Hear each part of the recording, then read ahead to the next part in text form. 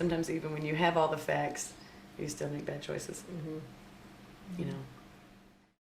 I had sex for the first time when I was a freshman in high school, and I dated the same guy pretty much all through high school, and who was the first guy that I had sex with, and we used condoms.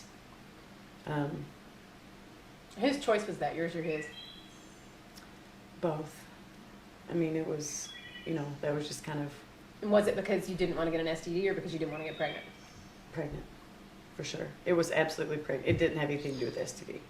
But he did talk me into having sex with him once, just a little quickie car or something, and I did get pregnant when I was 15, and I had an abortion. My sister actually took me, because my mom doesn't know about this even now. My sister took me to a clinic in Louisville, and she pretended like she was my mom, which worked out really well somehow or another. And she was actually pregnant with my niece Lauren then.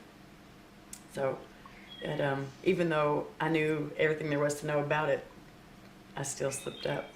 Trying to think. I mean, it was literally like 2 weeks later. I mean, I hadn't even missed my first period necessarily yet, but I just knew. Was he the first person you told? Yeah. And she said, well, we'll take care of it. That's what you want to do. What would you have done if you hadn't had her? You hadn't had a sister to go to with that? No, I don't know. I mean, you couldn't even drive. You didn't drive. You didn't even have a license. Right, no. And I couldn't tell my mom, and she would have totally flipped out. So I don't know. I don't know what would have happened had that not been the case. So.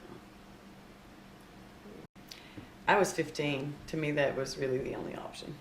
I mean, I did have a clue what I was doing with my life. There's no way I could have raised a child at that point. I mean, I was a kid myself. So, yeah, there was never really, no.